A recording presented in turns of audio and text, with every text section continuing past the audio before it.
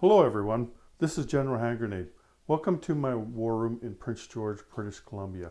So this video is all about setting up for the Russian Revolution, and it will be an instruction video. I know what you're looking at on the table here is a game that we're playing. It's called Operation Hindenburg, but this isn't a part of that video series. It's nice to be able to have the pieces on the board so that I can show you. And also it's brought up some questions about, what does some of the rules mean and everything. So the rules that you see on the website in the rule book, Bob and I have gone through those this week, and we've updated them.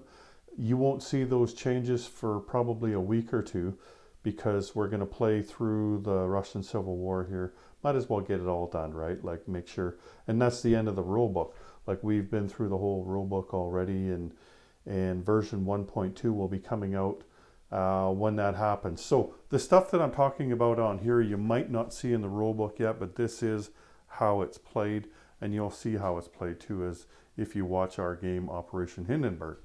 Anyway, so this isn't a part of that though. It's just to show you what happens.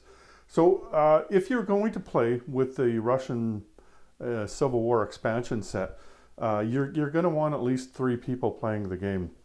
It does not work if you do 2.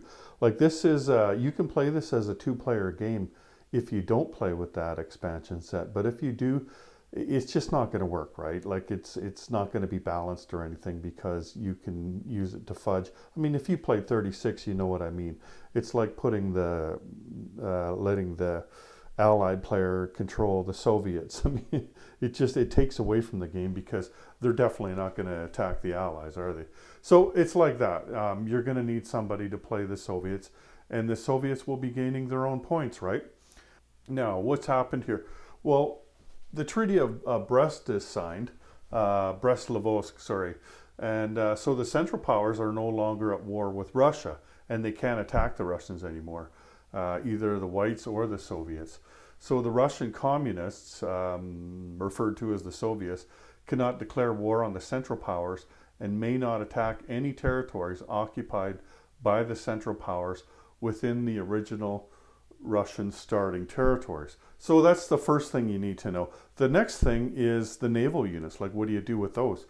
Well, let's not get ahead of ourselves. Let's just say as soon as the dice is rolled. So it would have, in this game here, it would have been exactly 1 turn ago, the beginning of the spring of 1917. The dice was rolled, and against all odds, the Russians went to revolution. And like you do have a better chance of not going to revolution if you're doing well, but every roll does have that consequence though, and so he had the best chance of not doing that, but I made the roll. I felt bad, and I rolled a 12, which meant they went to revolution, right? So what happens at that point is you go through a whole round where nothing happens of consequence, and but you need to know this stuff that I'm going to teach you in this video, because you might want to do something with your units in the meantime, right? Like you might want to move some or do whatever. You'll see, right? So now this is the summer of 1917, and this is when things start happening. This happens before even the random events are drawn on this turn. Like where the roll was after the random events, but in this case, you will be doing this before the random events. And I already did the random events in this game. But that's, you have to make allowances for those kind of things when you're playing a YouTube game. Sometimes you have to take things just slightly out of order in order to, you don't have to make 2-3 videos, right? You can just make them in your normal order. So that's what's happened is we're at the beginning of the summer of 1917 turn. The first thing is you have to move all the Russian ships to ports, the nearest port. So we've got some here. This one's already in port over here. So we've got these other Russian ships. We'll just move those into port. And then up top there, I think you can just see up there, we're going to move those ships into port. And then there's one more. Let's look over here. There's one more Russian ship here. And he is right here in P50. So he's got to go up to the nearest port. That would be up in Vladivostok there in Primorsky Krai. So there, we've satisfied that requirement. There's several things we got to do. That's one of them. Okay, the next thing is the Central Powers must continue to occupy each territory with their major powers roundel and at least one land unit for the remainder of World War I. They continue to draw IPP from that territory, even if it is also occupied by a neutral or right Russian unit from the Russian Civil War setup table. This is going to be a little bit different though, because you see the only territories that the Central Powers have in all of Russia is these two territories right here. There's Estonia and there's Lithuania. Now in the Baltics, what's going to happen, and you'll see it later on in this video, is that these three Baltic states here are going to become neutrals, German controlled neutrals, and we'll be placing things on there. But for now though, the Germans have to make sure that they leave the roundel on there and they leave one unit in there, right? Even though we know there's going to be one coming later, they can move these guys out later, but they do have to occupy that at this point. Those things haven't come on yet, right? So during this turn, when the Germans were moving, they couldn't have moved these out. Like if they had all these guys in there, they could have moved everybody, but they had to have left one in there. But this is an odd game. Normally you'd see, you know, some Hungarian units in there, and you'd see maybe the Ottomans have been coming up through the Caucasus.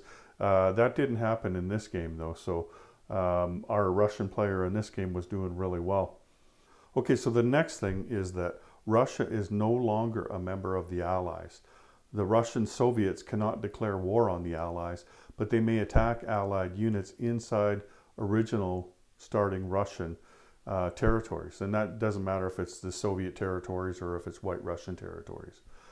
So Allied units that are in Russian home territories at the time of the collapse may choose to stay in Russia after the revolution begins, or they may leave Russia at any time using regular movement rules. So in our game here, you can see there's two things here. And see, this is why this game has been great for us, because it reminds us to define everything. So this territory here is a Russian territory, right? And the British are there. This territory here is a British territory. They took it this past round from a strict neutral. A strict neutral had popped up here. So this is an actual British territory. This is a Russian territory. These British units don't have to go anywhere. They can stay here if they want. They can fight the Russians, not like the Central Powers. The Allies are allowed to attack the Soviets, and the Soviets are allowed to attack the Allies. The question that the Allied player, or the British player in this case, has to ask themselves is, do I need these units somewhere else more than I need to get involved in Russia with them? So when if he decides to move them out of there, he has to move using his regular movement rules, right? Like these guys can go one space, these guys can go one space, and you know, like they could just walk out this way, right? Or they could just walk straight through here. This guy's going to be coming off of here. Maybe more going down, we'll see though, right? So knowing that, the British player, I don't know if he would have moved his units before this turn began. Doesn't matter, he can still move them after, right? He has the choice of whether to stay or whether to move, right? So there we go. That's what happens with the Allies. I should mention also that when the Allies attack the Soviets, they don't have to declare war on them. It's not like they're really attacking a nation. Like they're attacking the commies. They shouldn't be there anyway, right? They recognize the white government in Russia. They don't recognize the Soviets, right? So to them, it's not like declaring war. Let's take a look now at how to set up Japan for the Russian Revolution. So of course, there's going to be a difference, right? Whether it's an Allied Japan or whether it's a Central Powers Japan. Let's go with the Allied Japan first. That's the way we're playing this game. The Allies are in control of Japan. And so basically the only thing you need to know about setting up is that you take one of your existing infantry that's on the board for the Japanese and you move him over to Primorsky Krai. And so what's going to happen is he's going to be at war against the Soviets, right? Just like the American here. And you can't ever have more Americans or Russians in Russia when Japan is allied. So if there's 3 Americans, you have to have 3 Japanese. If there's 4 Japanese artillery, then or 4 Japanese, then you have to have 4 Americans, right? And you have to make them equal by the end of the turn, right? So Japan goes before the United States on the turn. You'd have to talk with each other and say, yeah, I'd like to put in another unit. Do you want to? And yeah, sure. So then you both put a unit in there, right? And the U.S. is going to control the whites. An allied Japan never controls the whites, nor can they lend lease to them. And then once the revolution ends and World War I ends and the Civil War begins, whatever you have in Russia for Japanese units, you will take out of Russia, except for one guy. If you still have one unit left, then you can put one unit into Primorsky Krai. Otherwise, if you have no units, you don't get to put another one in there. It's just if you still have at least one unit, then you can move him to Primorsky Krai and the other guys come off. Japan doesn't have an income after that. Like the other guys will be using their peacetime income, the major powers, after the war ends, right? And Japan doesn't have a peacetime income. So they basically won't be doing anything. They'll just be defending Primorsky Krai, which will be worth, I believe, 2 victory points to the Soviets, right?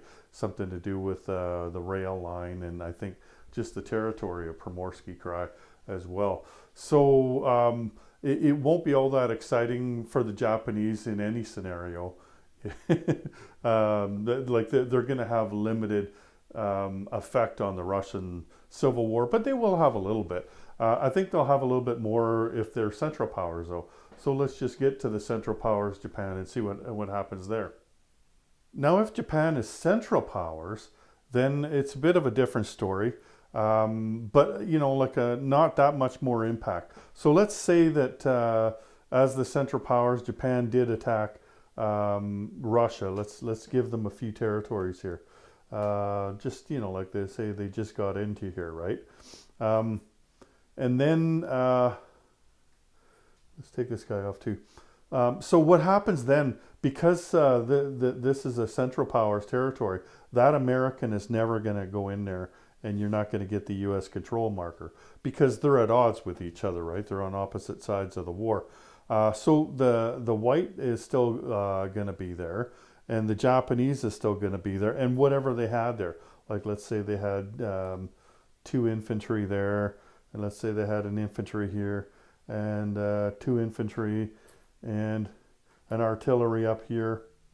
So what's going to happen is the same thing that happens to the other Central Powers, the Austrians and the Germans and the Ottomans, and that is that all of your units have to move out of Russia except for 1 in each territory, right? So like you could take the artillery out if you think you could use it somewhere else, or you could take the dudes out, right? So these guys will have to start making their way out of there, right? So you could move this guy here, move this guy here, you know what I mean? And then the next turn, move the other guy.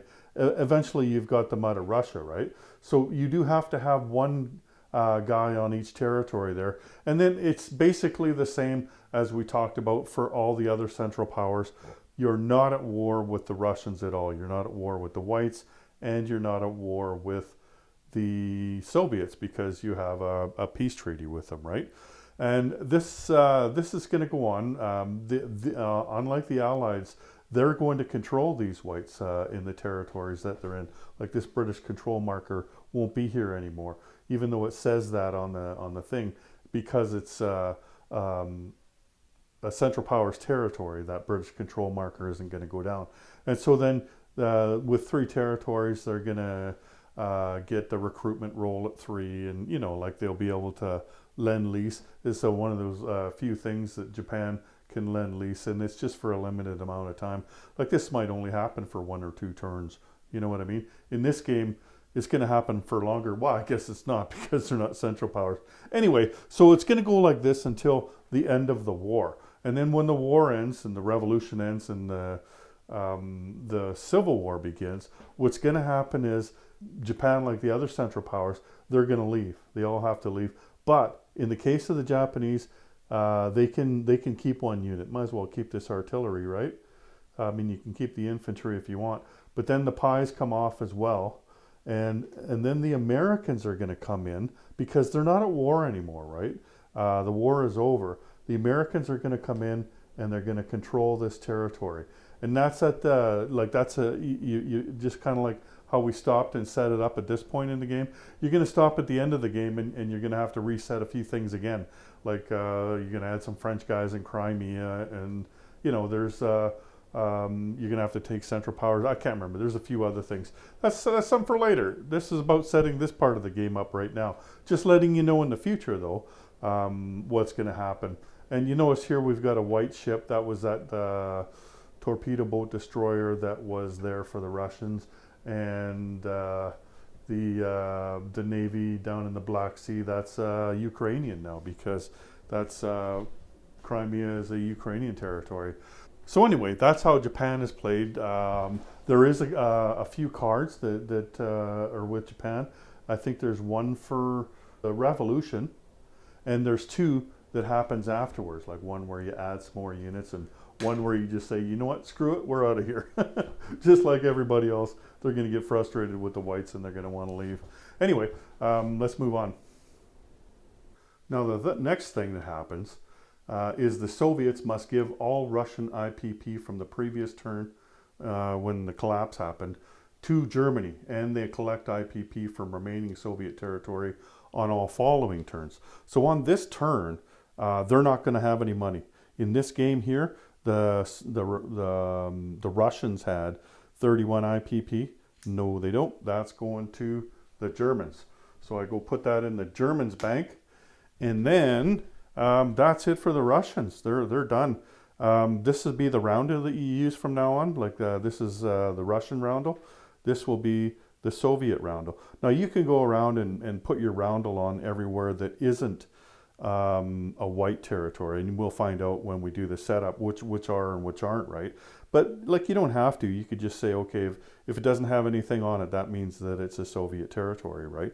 It'll save you from buying, I don't know, what is it, like 24 roundels that you're going to need to play the game if you do that. So anyway, when you do mark your territory, that's what you mark it with, is with the Russian roundel. And that is it for the Russians. They're going to be gone. So what happens then with all the units on the board that are Russian? We're talking about the land and air units here, not the sea units. We've already moved them to port, so we've already done what's supposed to be done with them. So we take them all off the board, and then we count up the militia and the colonial infantry together. You count them as the same unit, right? Because later on, they're not going to be putting down any colonial infantry, right? They'll probably just be playing with militia for the rest of the game. So you count those up, and you count up all the units that you have, and then you cut them in half. And then there's a minimum of each one that you would get. So I counted them up, and it came to like they would have gotten more if they hadn't halved them, right? So let's just take a look at what they're going to get now. Here, let me move that back. And here comes the Soviets. This is what's going to go down now in this particular game. So they're going to get the full complement of 6 militia on the board. They had 2 Cossacks, but you get a minimum of 2 Cossacks anyway. They didn't have any cavalry, but they're going to get 3 cavalry because that's the minimum. They had a plane, but they would get a plane anyway. Same with the armored train. The infantry, I believe that went up, didn't it? Because 14 is the minimum, and here they've got 15, 16, 17. So they got 3 extra infantry out of the deal. And the artillery is where they really got boosted. Now, they normally would have had just 3 artillery. That's the minimum amount. They're going to get an extra 5 because they had 16 artillery on the board. So they're starting this game off as the Soviets doing really well. Now, if they had any type of markers, I guess that would also mean balloons, wouldn't it? So we'll take this balloon here. And I think that's the only balloon that they had. But they also had 2 gas markers. You don't have to half those, right? You just have to grab the markers, and there you go. They have 2 chlorine and 1 balloon as well. So that's a really good starting position. I haven't seen them start that well. So now you just grab the reference sheet from the website there, and it'll show you how to set up for the Russian Revolution. It'll show you how to set up everybody but these guys. So let's just go and do that. Okay, so here are the setup sheets here for the Russian Revolution. I think this one's two-sided, the way I printed it. Yeah, it is. Okay. So there's 3 pages of setups there that you would do for the Russian Revolution. And I've done all that, so let's just move these off the board. The one thing that when I was taking the units off the board, the Russian ones that I noticed, was that there was a mountain infantry there from the game that we're playing. And this mountain infantry was part of the original setup from Serbia. So this guy survived everything. He's in there. And of course, you cut it in half, and then you round up, which is 1 infantry or 1 mountain infantry. So they also get that as well. So there's the stuff. I've set aside those, and then I've set up everything else. Let's just take a look at that setup. So here, I'll put this here, and then we'll talk about it, and I'll move them around. So you set up the white nations within Russia according to the tables. You mark each territory with a white Russian roundel, and that's what you see here. That looks like the current Russian flag. That flag's actually from the 1800s. Yeah, I think so. 1800s. It was the imperial standard of the Tsar. That's why we're using it. So then you see here this territory here, Orenburg. So you see we've got the white roundel. We've got a white unit, and we've got a British control marker. Now, you could do if like this doesn't come with the set. You can purchase that separately, and it comes with a whole bunch of control markers. Like you see all the markers down there. Instead of doing that, like you could do this instead. Like instead of putting the Austro-Hungarian one down, if you couldn't afford those control markers, you can just put the Austrian roundel down beside the white roundel, or British roundel, or whatever that goes in there, right?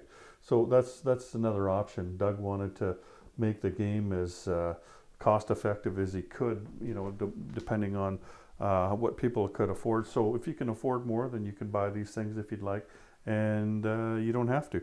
You know, it doesn't even have to be about cost. It could be that you like the look of the roundel better on the board, and that's totally up to you. So the white or allied unit must be present in a territory for it to be considered a white territory. And you would remove the white roundel if the territory is unoccupied. And Japan may never control the whites. But like this one here, if you were to move this guy out of here and nobody was there, then you'd have to take these 2 things off. So then it would be a Soviet territory, right? Till you went back in there and grabbed it again. Anyway, we're not going to do that. We're just going to keep that guy there. And then there's a few other things. Like so far we've talked about what to do with some of your units, but as this game has shown us, there's much more to look at. Allied units, not Central Powers. Remember, they have a peace treaty with the Central Powers. So Allied units located in Finland, Poland, or the Ukraine at the time of the collapse must choose to leave the territory or territories, or declare war on that minor power. Any remaining territories from the minor power will align to their controlling major power. Allied units must be relocated to the nearest territory that the nation possesses at the end of the round that the collapse occurs. This relocation doesn't count as movement for the following turn. So basically what we're doing is we're giving you what me and Bob like to call the magic move. So let's just say, let's grab an allied unit here. Let's say this British guy was in here, in Grodno province. Now, at this point right now, we're in between what we were at the end of the turn that the Russians collapsed. So right now, everybody has to make a choice with all their units that could be affected. And the British player is going to have to decide right now, okay, do I want to pick this guy up and move him to the nearest British territory? It's got to be British. It couldn't be, you know, French or one of their allies. It's got to be British. You can just pick them up and take them there. And, you know, like there's like 8 months, I think it took for this to all this to happen, right? So there's lots of time. We figure you can make it there. Plus, you know, the Polish would love it if you left. They've had enough of being occupied, so they're just going to allow you to leave, right? And that's different than if he was in the Russian territory. He doesn't get that so-called magic move. He's got to move out of there, right? Using the normal movement, he's either got to stay and fight or move out. Whereas this guy, he can stay and fight, or he can do the magic move. But if he stays and fights, he's the attacker, because you see this has got a Polish roundel on it, and so he would be the one attacking the Polish here. So he'd be 1 at 2 against 1 at 4 and another at 2. So not a very good attack. He'd probably want to leave in this case. But also, because he's declared war on Poland, a minor power, that means that these units here will become German, right? You would replace them with German units in here. And that's not what you want. I think there might even be some points in Poland. So you wouldn't want to do that, right? And the same way over here, like say he was here and you decided to attack this territory, then the rest of them would turn Austro-Hungarian because they're under Austro-Hungarian control, and you declared war on a minor power. And the same thing up in Finland here. Now Finland is having a civil war, right? So it starts with this Russian guy here. Unless there is a Central Powers unit in this territory, then you would put a Finnish guy here. But right now he is a Soviet that goes right there. And then there's going to be a fight to see what's going to happen here. And in this case here, the Finns are going to go first, because you go on your controlling major powers turn, right? And so the Germans control these guys. Germany goes before Russia. In fact, they're the next person to go, right? So they can choose to, you know, do any attacks or whatever, do what they want to do before the Russians have a chance to do anything, right? But bear in mind, at this point too, now that we've got it all set up here, right? That means that he goes ahead and puts his Russian units down. And he can put them wherever he wants that is Russian territory, that isn't controlled by the whites or by, like it's not a British territory like this one. And so, and then like the Finns will go first. But this isn't about how to play it. This is just about how to set it up. But just so you know, like moving forward, I might make the choice because this is what's going to happen. Civil war here. I don't think the Poles and the Ukrainians are going to be in it for a while. I don't think they really get into it until the end of World War I. I don't think you'd want to stay there because you're just giving them away to the other side if you're the Allies, right?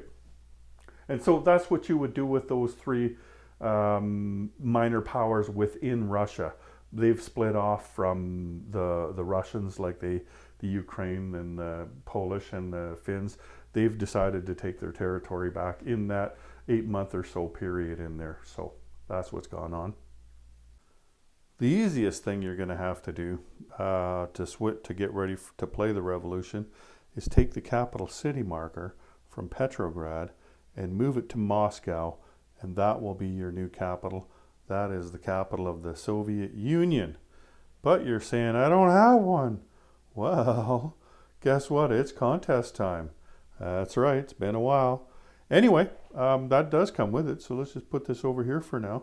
So yeah, there's like over 40 markers. I can't remember exactly, but there's over 40 anyway. And there's a card deck. And then you just need the pieces. Like everybody likes to make their own pieces anyway, right? So, but you get everything that you need to play. You get all the roundos. Like there's more than just these, right? Like you'll get a stack of these and a stack of those, right? Anyway, so really good prize. Thanks to Doug at Historical Board Gaming. Him and the good people down there will send the winner of this contest the Russian Civil War expansion set. All you have to do if you win this contest is make an order at HPG. You're probably going to at some point anyway, right? But we'll know, we'll pick the winner of the contest. And if it's you, I'll let Doug know who it is. And so on your next order, you get this for free. So it doesn't matter where in the world you live. You can order it or whatever. You just gotta, you just gotta make another order and then you get that. Anyway, so let's get back to setting this game up. Now, the next set of things that we have to decide is what to do with the territories outside of Russia that Russia had in their possession. And there's a couple of different things. Actually, I think there's 3 different instances of what you might do. In this game here, there's actually 4 different places that have to have a decision made outside of Russia. That's how well they were doing. So the first thing is if they are occupying a major power territory, and in this game, they had 5 Austrian territories. You can see how empty Austria is now that the Russian units have been taken off the board. So when you take off the units, I just put the 1 roundel down just to show you, but when you take the units off, you also take the roundel off, and that's in major power territories like Austria, or if they had been in Germany or whatever, right? Only the major powers. Now there's Serbia, the case of Serbia. In this game here, the Russians still had Serbia. In fact, I think there was only 1 unit in there. They just finished moving a bunch out in this game. So that unit comes off and he gets counted up and rounded down or rounded up and all that stuff, right? He's one of those units that is on the Soviet card over there to be placed. But what do we do if there's Allied units in there? Like normally, all you would have to do is take and make this a strict neutral, a Russian territory, a minor power that they own outside of Russia. You turn it into a strict neutral with a neutral militia on it. Anyway, so if there's an Allied unit there, like here in the case, there's a French mountain infantry in Serbia. Now it's the French have to make a choice, and that is right now. So they can do the magic move thing that we talked about earlier, where they can just pick up and go to the nearest French territory. And that would have to be here in Montenegro, because that's 1 space away, and any other French territory is further than that, right? So they can move there, or they can stay and fight for that territory. Now this is a big difference from like if what I talked about in Finland, because there's only 1 territory there. So if the French want to fight that guy over that territory, then that's fine, they can do that. And because it's a strict neutral, they don't have to pay an Allied penalty. A regular minor power, sure, but a strict neutral, they don't. Anyway, I've decided what I'm going to do, and because I'm the French player in this game, I am going to move out. So I'm going to move to Montenegro, which is a French territory. So that's how I'm going to resolve that. But there is also another case which is a little bit different from what we just did there. Kind of the same, kind of different. And that is Persia. So northern Persia, it starts the game off here, you see, as Russian, right? Now, since that time, the Ottomans have taken over, and you can see they've got a lot of units there. So what happens in the case of Persia is that these 2 territories align, and they don't care who's there. They both become strict neutrals. And so what we do is, where is it? This guy here. So these become strict neutral territories. So both of these become strict neutrals. That means that that's going to come off. You're going to lower the Ottoman income by 1 because that territory is worth 1. So now what's the difference, right, between that and Serbia? Well, the only difference is that, I mean, this could be Allied or it could be Central Powers, right? It doesn't matter. They're going to become a strict neutral anyway, and they're going to align with this strict neutral here. But because they're strict neutrals, they don't behave like the other neutrals. And this isn't something that you're used to if you've only played the 36 game. Like these are semi-autonomous places, right? So now the Ottoman player can decide at this moment now, like everybody else decides right now in between these 2 turns, that if he wants to just leave, and again, he could do the magic move to the nearest territory, which, I mean, he might as well walk. He can go to either one of these territories, northern Iraq or eastern Anatolia, right? Or he could stay and he could fight that guy. And the player in this game, the Ottoman player, has decided that he's going to stay and fight. So he will fight that guy. But this territory here, because they're strict neutrals, he's not going to go to the British. What he's going to do is he's going to stay a strict neutral. He's just going to stay a strict neutral. And so that's how Persia is done. Okay, so we've dealt with those other minor powers. And the last one is here in Finnmark here. The Russians had taken over this territory. And so replace that with the partisan roundel and put, I had a strict neutral sitting right here. Oh, there he is. And you put a neutral militia on there. And this becomes a strict neutral. So anybody can attack it without a penalty. Then you would place all the Soviet units. Now that you've done all that, now you would place all the Soviet units on the board. And like I said, you can place them in any territory you want that aren't held by the Central Powers, the Whites, or the Allies. Also, the tech chart up here. Now, I'm just going to leave the Russian roundels up here, but technically what you do is you take the Russian roundels off the tech chart and you would put the Soviet roundels on. But I'm just going to leave them as Russian roundels and know that they're Soviet. And also, depending on how much money you come up with, when you put your Soviets down, or your Soviets down, you can count up the amount of those territories, and you would put the Soviet marker on over there for your IPP tracker, right? And then the last thing you do is you go to the diplomacy chart and you look, like here's the Russian area here. If there was any roundels, like let's just say this roundel was over here and this roundel was over here, you would move those to the neutral position. There isn't in the game we're playing. There's nothing there, so there's nothing to do on the chart here. But that's what would happen is they would go there. And that would be the end of how to set up the Russian Revolution. The only thing left to do is to play it, and like I said earlier, all the major powers will be controlling the Whites. France isn't in it yet, but they get into it after the war is over. They'll take control of Crimea, which means they probably won't do much there either, right?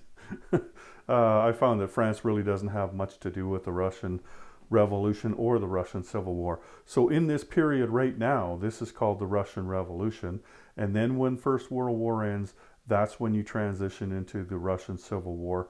And the rules are slightly different. Like it'll play much the same, but the rules are slightly different. You're going to have to pause again and do a couple things and then move on from that. But we're not there yet. So you can just follow along in our game, Operation Hindenburg, and find out where things go. The one thing, when the Russian player comes around his turn, he will draw cards, and so you've got your Russian Civil War card deck. And if you look here, let me just show you, half the cards, there's 36 cards, so half of them, 18, will have this partisan fist on them. I must have a couple in here. And half of them don't have the partisan fist. So during the revolution, you will play these cards. You'll shuffle these cards up and you'll be drawing from that deck. And then once the revolution ends, even if it's only one turn, right? Like it could be that the revolution didn't get rolled until, in 1918 sometime. So even if it's only one turn, that you would only draw from this deck. And then once World War I ends and you start the full Russian Civil War, then you would take whatever cards are left. Like you're going to want to have a discard pile, right? Just like I've been doing with the Chinese cards in my game. You'll have a discard pile. So just the cards that are remaining that have the fist on them, you will shuffle the rest of the cards into those so that they're all mixed up, and then you will draw from the whole deck, or what's left of it, other than the discard pile. So that's the last thing you really need to know about this part of the game starting right now. It's pretty cool how it's done. Bob was just saying the other day on his video that it's the hardest thing he's ever done as far as game design, with the amount of complexity that was in the Russian Civil War, the number of factions that were in it. It's just incredible. So it's almost impossible to try to recreate it, but I think he's done a pretty good job. And I came in afterwards and we play tested it and helped out just slightly, but it was all basically done by him, and I gotta congratulate him. He did an excellent job, and I can't wait to play it here. This would be the first time that I've played it in an actual game. Like, all I've done before is just play test, right? And so this game that we're playing here, this is going to be like live fire, you know what I mean, the first time. And so I'm pretty excited about playing it and seeing how it turns out, especially with the Soviets in this game being like overpowered, really. I mean, that's a lot more units than they normally get, right? Like five artillery more. They got a mountain infantry more, and they've got, I think, 3 more infantry. Like, that's quite a bit to start off with. Plus, they've got, it happened as early as it could, which means that he's got lots of time to achieve his victory objectives, right? And so he's got a pretty good chance in this, and I'm pretty interested to see how it turns out. Anyway, that's all I got for you today. So take care, everyone. General Hand Grenade out.